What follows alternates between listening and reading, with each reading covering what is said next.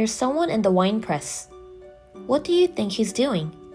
Looking closely, it's Gideon. He's not making wine in the wine press, but secretly threshing wheat. When it was time to harvest the wheat, the Midianites would invade and steal all the crops that had been grown with difficulty. In fact, during that time, the Israelites were worshiping idols again and disobeying God's words. And Midian was harassing Israel. So Gideon was hiding and threshing for fear that his harvested grain would be taken away. But at that time, the angel of God came to Gideon and said, "Mighty warrior, God is with you." Gideon was so scared that he was hiding and threshing wheat. But God wanted to use him like a mighty warrior. So to give him courage, he showed him many miracles. Now Gideon became brave. He broke down the altar of Baal, the Canaanite idol, and the Asherah pole next to it. Then he blew a loud trumpet and gathered the Israelite army to fight the Midianites. 33,000 people gathered. The Midianite army numbered over 100,000, so it was a small number compared to them. But the people tried their best to fight. Then God said to Gideon, "There are too many people gathered. If they all fight and win, won't you think that you did well on your own?" Gideon said that those who were afraid of war could go home.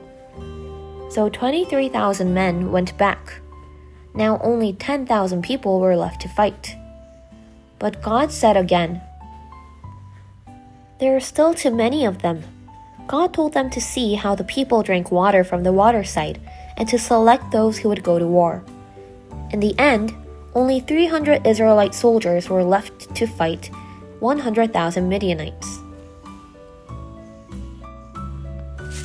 God told Gideon, who was afraid, to sneak into the Midianite camp. When Gideon entered the enemy camp, one of the Midianite soldiers was telling his friend his dream. "Won't a loaf of barley bread sneak into the Midianite camp and cause the tent to collapse?" Then his friend next to him said, "Won't that mean Gideon will win this battle?" Gideon, who overheard this story, felt encouraged. He told the 300 Israelite soldiers, "Get up, take the trumpet in your right hand and the jar with the torch hidden in your left hand. Follow me." When Gideon and his 300 soldiers arrived at the Midianite camp, they broke the jars, blew their trumpets, and shouted, "For the Lord! For Gideon!" Then something amazing happened. The Midianite soldiers were so shocked that they started fighting among themselves.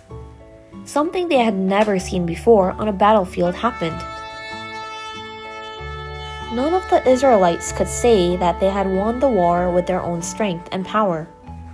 This was a war won only by the power of God. Everyone, a war cannot be won by the number or power of the fighting soldiers, but only with God's help.